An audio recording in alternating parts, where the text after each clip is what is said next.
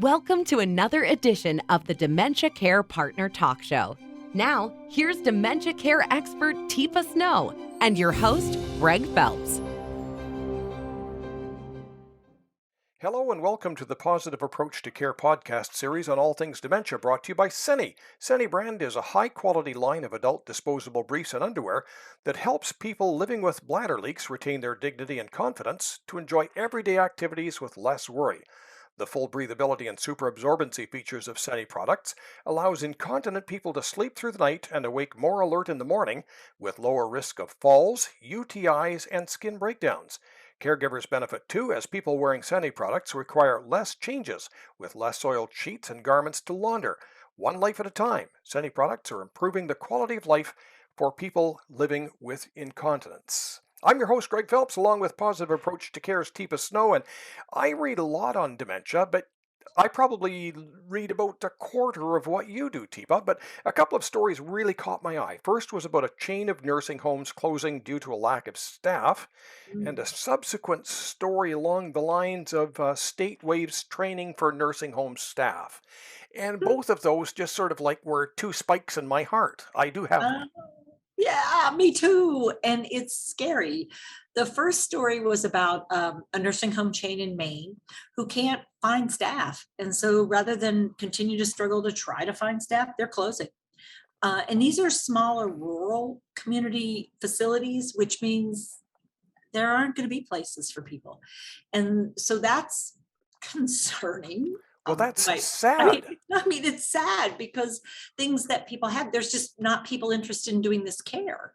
And, part of it is, the mandate and COVID, but part of it is just people are not going into the caring professions. There are other places and spaces they can be, and the price of going into it and the benefit of going into it apparently is not enough right now for folks. Well, in Canada, our workers are fairly well paid relative to some of the states that I've heard of. Yeah, for sure. And we still struggle. So is there a stigma about perhaps working with seniors? Is it seen as a lesser than job? Because to us, it's a noble calling. Right. And so it's interesting because they're also finding, okay, Greg, this is on the other end of the age spectrum, childcare workers. People are stepping away from childcare work. They just don't want to do it. And so they're moving away from that. And so day centers are closing as well. And, it's that combo where this is the kind of thing I say it over and over. People think that doing this kind of care, whether it's for small children or whether it's for adolescents or for people with special needs or for older adults, particularly people living with dementia, people think, well, it doesn't take any special skill to do that. I mean, it's just a job you got to do. It's just an unpleasant sort of job. And it's like, well, actually, it's a highly complex task, and it would be as complex as asking, if we asked a surgeon to do this care, they would struggle with how to do this and do this well. If I was asked to do surgery, walking in cold and trying to do surgery, you would not want me operating to pull out an appendix or do something. But the idea that we could just throw anybody who's been on the street, well, you've raised kids, here, come take care of this older adult with dementia, is like, why do you think that? And then to have a state eliminate a big chunk of training when what we know is people don't get enough training as it is, that's like a double whammy. So is there a bare minimum? I mean,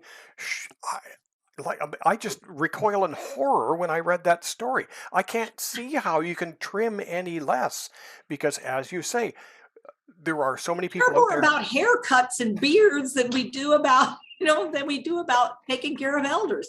You have to have more hours to be certified as a beautician or a barber across Canada and across the US. I mean, if you go into business, you got to have a license, and it's a licensed profession.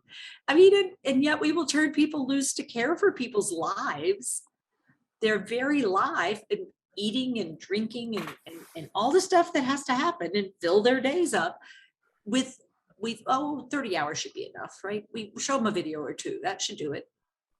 So how do we get people to realize that it is caring for children and caring for seniors is a unique opportunity. That's sort of the way I've always viewed it. We're actually privileged. Yeah, I mean, it's that we've got to see the value of what we're doing as a skilled. I mean, I truly believe it's a skilled calling, a skilled profession, and it's not for everybody. I mean, what are the qualities of somebody who's going to do this? You've got to be a problem solver. You've got to really enjoy being with people who are unique and different and figuring things out and being challenged by the work you do.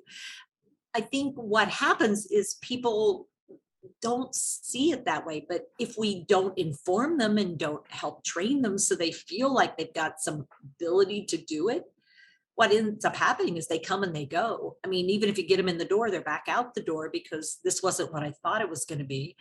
And if we don't respect them and we don't say, well, no, like, hey, Greg, now we're going to give you this job and now you're going to have to take care of 10 little kids. And I know you've never been with them, but it won't be that hard. I'll check back with you at the end of the day. Wouldn't go well. Wouldn't go well. No, I'm wouldn't be a going to have you, disaster, but it wouldn't go well because I do but it like would not kids. go well. And would you want to do it for day after day after day after day? No, no, And not what if without I said, meds. oh, the night person isn't coming? Do you mind covering? That would about push me over. So, I think what we've created is we've created elephant in the room. And the elephant in the room is we do not have enough people who are excited about the prospect of this being a career, not just a temporary thing I have to do. Like people think about going into the service industry, but they don't think about working at McDonald's forever unless they move up in McDonald's and become a manager and maybe become a franchise owner. And we don't have a strategy for helping people have a career path that, this is a step in a process. This is not a dead end job. This is a job that builds opportunities for you. And I don't think we have that mentality when it comes to dementia care or geriatric care or child care, frankly. Is it because somewhere along the line we have developed a bit of a societal attitude? I realize we're digressing, but a societal attitude where people are sometimes viewed as lesser than. Mm. There is that. And if we look, again, as long as we're doing a big picture for a second, if we look at the profession, classic, and we haven't even called it profession, it's a job, quote unquote, in the past. The numbers of females versus males in these positions, I think, there's also that the number of owners that are male, the number of owners that are female, the number of, providers who are female, quite high. And one of the challenges is if I am going to provide care in geriatrics and I have young kids, guess what I've got to go find? Yeah, Somebody to do pediatric care. And double-edged so sword. this whole thing's, it's like, I'm paying everything I get for childcare and gas. This is a no-win situation. And so I think at least in the States, and I think up in Canada too, even with what is happening, it's just like, I'm tired of working so hard and going nowhere and not being respected either. Mm. By the way, as you're aware, male care partners are highly sought after. We're a Oh, sure, rare definitely commodity are. when you go onto a unit or anything. It's a guy, and the women like you, and it's easier Yeah, for that us you to can do some care than for the girls. And yeah, you can get some stuff done. And that's, it is a gift to have a gender combined group. And I think what we're seeing is as more and more people reach their 65 tipping point, or the point at which they might start needing support and care, 75, 85, we're going to be running into more diverse populations. We're going to have people who are gay and lesbian and people who are asexual and people who are this and people who are that. And this gender gap thing, we're going to have to deal with some more gender issues that are beyond just, who's the caregiver, but also who's providing support and care and who sees value in it. I don't know. I'm really, more than any time in history, I think I'm more worried about future of care with some things that we've all decided to do or not do. And I think it's starting to mount up and the boomers are just arriving at the front door. now, usually towards the end of our podcast, I say, "Do you have a video on the subject?" Bet you don't. Bet you I don't. Bet you I don't. But I bet you this is a hot topic, and we are really very aware of the distress it's causing. We've even done sessions in the morning on, okay, so the facility that your person is at says you got to take them home and there's no beds and there's nobody to do the care. So how are you going to now do this? And so we're going through, how do you put together a care plan when the one you thought you had isn't an option, or the funding is just not there? What are you going to do instead? So we're trying to figure out, so what are we going to do when this doesn't work? Because it's getting to where this is a huge challenge right now. On that note, if people need to talk to somebody, Mm. what sort of supports can Positive Approach to Care offer? Yeah, we for sure offer that free half-hour consult. We also offer caregiver support series. We have consults with me. We have webinars. We have free events. We have Teepa clips. But if you need or want to talk, you can come to info@teepasnow.com. You can call our 800 number, a variety of ways, but don't just try to cope alone. If you're feeling the distress of trying to do it, let's talk. Teepa, thank you very much. Thanks, Greg. You've been listening to the Positive Approach to Care podcast series, and if you'd like more information on today's topic or any other information related to dementia care, check the website, teepasnow.com. Hi, I'm Teepa Snow, and you just found our YouTube channel and watched one of our videos.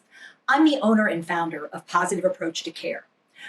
Thanks for watching, and if you liked, if you have a comment about, or you would, please share it with people you know. Oh, and if you haven't yet done it, consider subscribing. We'll let you know when the next new video comes out, and you might want to visit our website, www.teepasnow.com, where you'll find other resources as well. See you there.